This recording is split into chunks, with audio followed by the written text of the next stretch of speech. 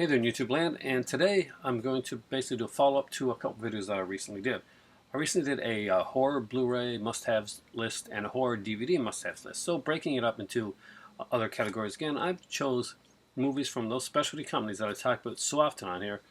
Companies like Grindhouse Releasing, Arrow, Scream Factory, and even picked up 4 Criterion Blues that I think are movies that are must-haves and belong in everybody's collection. So these are all non-horror choices that I went from. I wanted to put myself out of my normal comfort zone and give a few of the really cool must-haves that from companies that normally have a lot of horror, but this is the non-horror stuff. I'm starting with Shout Factory, and these releases here are going to be ones that you've heard me talk about earlier on in my channel. So ones that I haven't mentioned in a while, but I really do like. First off is the Kentucky Fried Movie. Really silly, really fun, really ridiculous. It's basically it's a skit comedy movie. They have this like really kind of fun thing. Cleopatra Schwartz, Catholic high school girls in trouble. When I was a kid, that was like the ultimate for me. A Fistful of Yen is this like kind of cool parody of like a Bruce Lee film that they do. It's great. It's done by the Zucker brothers when they were actually funny. There is an hour-long interview here with the Zucker brothers on their entire career. I mean, like every film that they did. So it's really worth checking out. It's from Shout Factory, Kentucky Fried Movie. There was also released put out by Arrow Video. I don't know what that release has on it. I think that one's just DVD, but I'm not sure if that's correct or not. But this one here is a Blu-ray.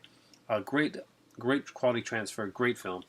Definitely have it. If you don't have it in your collection and you like comedy at all, check out the Kentucky Fried Movie. Every joke might ring true for you, but at least one joke I think will make everybody laugh out loud. Next up is a movie that's definitely not for everybody. It's by a genre, I think it says by a genre director, but it's a non-horror type of film. It's, well, I guess, a genre film. It's a very different film. This movie's not for everyone, but I enjoyed it and I thought it was a fun movie for what it was. And it was George A. Romero's Night Riders. It's a really different film. There's not really, I wouldn't consider anybody like a real bad guy. The conflict it's unique. We got Tom Savini in it, and it's not a splatterfest one. It's a night movie. It's basically motorcyclists that go by this night credo. They've got this group. It's really hard to explain this movie, but it's one that you really should check out. It's a little long. It runs 145 minutes, but I thought it was a really fun film. Again, it's something different. Next up is one from Grindhouse Releasing. A lot of people know Grindhouse for movies like, of course, they did Corruption with Peter Cushing. They did, I think they did Cannibal Holocaust. A lot of great movies like that. But I wouldn't say Cannibal Holocaust is a great movie, but here's a movie that I did think was actually really great. And honestly, it was one of, what year did this one come out? Last year, this year. No, this year. This I would put on one of the top Blu-ray releases of this year. And for some reason, it didn't get on my list. I thought, mostly because I thought it came out the year before, but it would really rank up high on my list of one of the top releases, period. And that is the fantastic Burt Lancaster film, The Swimmer. If you haven't seen this, it's a really unique film, really different. It's a great character study, a great piece. Burt Lancaster is a fantastic actor. This is a wonderful transfer. We have a 2.5-hour documentary on here. There's just some incredible stuff. If you haven't seen this movie, I really recommend it. It's a beautiful transfer. We got a Blu-ray DVD copy, fantastic little book on the inside.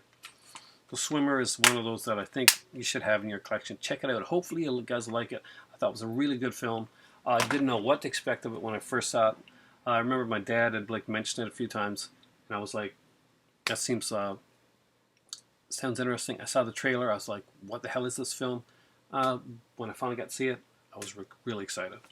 I got one Kino release here. There were a couple that I thought about using, but this is the one that I think stood out for me, and it was Of Human Bondage. I'm a huge fan of Bette Davis, and this Bette Davis, Leslie Howard film is just incredible. It's Bette Davis. She's young. Man, it's got a great documentary on her too, on W. Somerset Maugham's life. Definitely worth checking out. It's a great release. Of Human Bondage is a fantastic film. If you haven't seen it, you really deserve to see this movie. It's a great film. Now, for the Scream Factory ones, there's actually Scream Factory movies that I do not consider horror. A couple of these ones here you may think horror on, but I actually really don't. So we're going to go through these kind of quickly because we know all these movies here. First off is Darkman. Is Darkman a horror film? No, I don't think so. I think Darkman is a superhero film and an action film. Uh, does he have like a freaky face? Yeah, but does it make it a horror film? No, not at all. It's pretty much, this is Sam Raimi's resume for making the Spider-Man movies. Yeah, and it really legitimized like superhero movies at the time. You got to remember there was no Spider-Man, there was no Dark Knight or anything like that at the point that Darkman came out. So seeing like a superhero style movie done like this with being and taking itself seriously, it just wasn't something that was done a lot back then. This movie came out, God, in 1990, right after Batman. So great timing. Next up is the science fiction action film They Live. It's one of the biggest fights that you're going to see. Aside, Will Smith still has the best one. Google it. But there's an amazing fight here between Keith David, right? And I think it's Keith David in this one. Yep, and Roddy Piper. Incredible little film. Some people consider it horror. I don't know. Maybe, but no, not really. It's an action sci-fi movie. Next up is the John Carpenter classic modern-day Western film, Assault on Precinct 13. A great little film. If you haven't seen this one, really pick it up. It's a fantastic one here. It's a great release. It's got some great interviews on here. We got an audio commentary with John Carpenter. Yes, seriously, it's a fun film, and the soundtrack on it is fantastic. Next up is Ninja 3: The Domination. This is really fun, silly, cheesy stuff. Of course, there was the Enter the Ninja film, and then there was, I think, Revenge of the Ninja, Revenge or Return. I can't remember which it is now. And the third one here is, of course, Revenge. So it's on the back. Should look. Is Ninja 3: The Domination. Basically, we have go-to girl for Canon Films at the time, Lucinda Dickey, was also in, of course, the movie Breakin'. Plays a aerobics instructor, welder, that gets possessed by a ninja because, of course, girls could not be ninjas legitimately without being possessed by a ninja. It was a different time, but it's a very fun film, very cheesy. We got Sho Kazuji in this one as well, and pick it up. This one usually goes fairly cheap, and it's definitely worth it.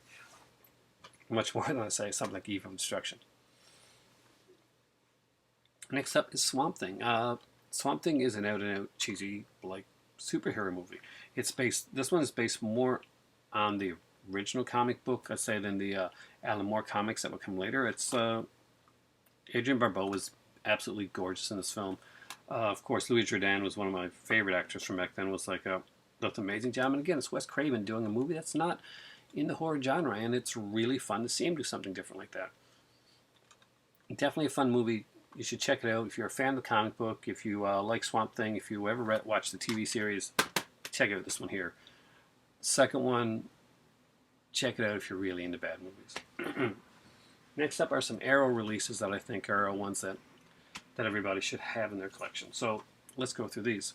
We got Foxy Brown. This was actually a birthday gift from my dad, and I was so glad to get this one here. It's one that I wanted to get myself, and this is one of my favorite Arrow releases. The features on this one, like when you want a movie that's, want features that complement a movie perfectly, this is an all-around package. The features completely complement the film. Sometimes you see features on a Blu-ray or a DVD, and they seem like they're just thrown in. There's just something that fills out space, or just pads that are just to say that they have features on it. But Arrow doesn't usually do that. They're not like that. The features that they put on their films really complement the film. So when you're watching it and you're watching features afterwards, you really feel complete with the like you're getting a complete experience. And you can't get much better than that. I mean, Criterion has allowed it all the time for the complete cinematic experience. The film school in a box type of thing. And Arrow does a great job with that. I mean, this is one really, really fantastic movie. Foxy Brown is a great film. Pam Grier I don't think she was ever more beautiful. Between this one and Coffee, it's hard to choose when she was at her peak. But there's a great soundtrack here. We got Antonio Vargas in this film. Of course, Vargas is fantastic in everything. I find him, and I think he's a fantastic actor. He's a really underrated character actor. Jack Hill directed the film. We got a commentary from Jack Hill here. We got a blaxploitation interview. We got a Sid Haig thing. Oh man, yeah, Sid Haig's in this one. Love Sid Haig. There's a blaxploitation actor interview. Just some great stuff. Of course, trailers for every Jackie O film. So check it out. Once you watch this, check the trailers and see if you want to get any more of those Jackie O films that are available from Arrow. Next up is The Exterminator. I love this film. Robert Ginty plays a very different action hero. When you see Robert Ginty, he doesn't come off as the guy that you'd see playing the tough guy or the badass or anything like that. He definitely doesn't look the role, but he really plays it well. And the character John Eastland, basically the Exterminator, gotta say it's a revenge flick, very fun. It's like one of those coming back home from Vietnam, and he kicks ass. He really does. It's a fun film. Some cool little features on this one here. They do a 42nd Street Then and Now tour of New York, basically with director Frank Henenlotter. So check that one out. Next up is one that I really love and I recommend for anybody. I think I reviewed this one just around Christmas maybe. Remo Williams, The Adventure Begins. This was one of my favorites. I mean, really one of my favorite little films. It's cheesy, it's fun, it's unique, different film, and the documentary on here is to die for. Remo, Rambo, Reagans and Reds, the 80s action explosion. Check it out. I mean, the movie is fantastic. The documentary is fantastic. It's got a magnificent transfer. Great features on here. Remo Williams, it's a must-have. If you're going to pick up some Arrow anytime soon, let that be on the list.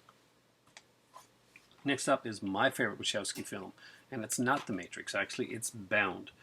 Bound is kind of a noir type film. Thriller stars Jennifer Tilly, Gina Gershon, Joe Pantaleone, and playing one of the baddies is, of course, oh God, tell me I remember his name again now. What was his name? It's killing me. It's got to be on the back here somewhere. He was in Law and Order SVU. He was like my favorite in that whole freaking film and that whole series, and he's unfortunately left it. But you know what? It's here somewhere, but I'm not going to find it because it's going to be one of those things where I'm going to put this down, and then I'm going to remember the name 2 minutes later. Anyway, the guy from Law and Order, the star of it, he was in Christopher Meloni. Christopher Meloni does the role in that film.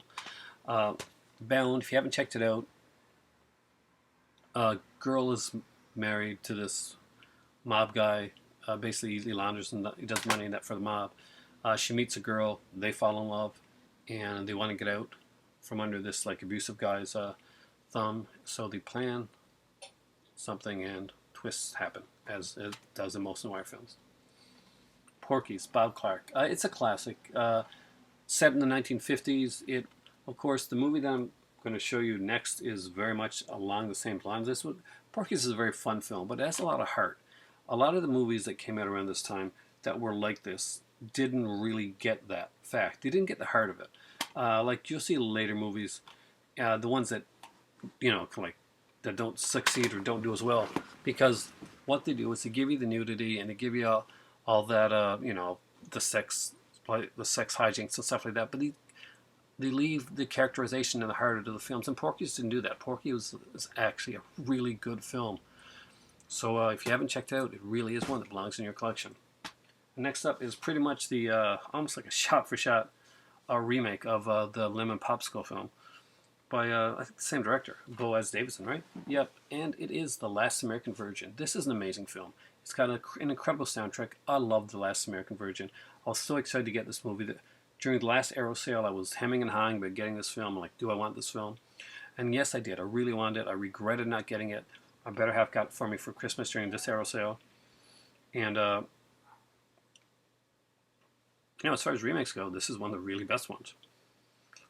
If it wasn't for the Lemon Popsicle series of films that were put out, we probably wouldn't have movies like The Last American Virgin or Porky's. Whether you like that or not, sure, there was some horrible stuff that came out around it, but these were movies that dealt with more stuff, had more heart, and had more emotion and feelings. I mean, The Last American Virgin seems pretty silly at certain spots, but the ending of this film, it gets pretty deep and gets pretty serious. Definitely want to check out. And choosing from Criterion was extremely hard. I actually don't have a lot of Criterion Blu-rays. I have more DVDs. I knew wasn't going to choose box sets, or I would have just showed you the Jack to Me set, and that would have been it. I want to pick 4 choices of 4 very different films, 4 very unique films, 4 non-horror films from Criterion that I think is definitely belong in people's collections. First up is Amarcord. For me, it is the Fellini film. It's it's personal. It deals with his childhood. It's easy to get into, as opposed to some films. Some films are not as easy to access, but I think Amarcord is an easily accessible film. I'm a really big fan of coming of age films, so this was one that was high on my list. There's some great features on there. There's a documentary on Fellini's homecoming talking about Fellini's relationship with his home, and check it out. Breathless by Jean-Luc Godard. Just a fantastic little film. Love this movie. The girl in it, what's her name? Jean Seberg? Beautiful. John Paul Belmondo, at his peak. Great stuff. There's a great documentary on here as well. If you haven't seen this one here, check it, Breathless. Next up is Red River. I want to get one of those westerns in here, guys. And of course, Howard Hawks. This was listed on a couple of sites as one of the top 10 Blu-rays of the year, and I gotta agree, it is one of the greats. I really like this one here. If you're a Western fan, if you know Red River is, of course, it's got John Wayne, Montgomery Clift. A different role for John Wayne. One of the earlier ones where he didn't have as much of a persona. There's more acting into it. And last but not least is a kind of a little drama called Black Narcissus. This may be one of my, if not, it's one of my top Criterion releases that I've ever owned. I just really, really love this film. And the girl that played the nun that kind of snaps, utterly beautiful woman. Just an incredible film. Great transfer, great feature, some awesome interviews and stuff on here. Definitely check out Black Narcissus. It's a fantastic film. So there we go. And in less than 60 minutes, you guys have a bunch of non-horror titles that come from Blu-rays, all Blu-rays that come from specialty companies that a lot of people go for to get horror. So here's some stuff you can get. You can beef up your Arrow, your Scream, your Criterion, your Grinders collection in ways that maybe your better half that doesn't watch horror so much can actually watch with you. And you'll enjoy it too. Thanks for watching, guys. Right now, I got to get the tea that I did made earlier after I drink this water. So, hello from the giant lobster head. Hi from my better half. And for me right now, it's time for tea. And as always, re-putting back the movies. Have a great one.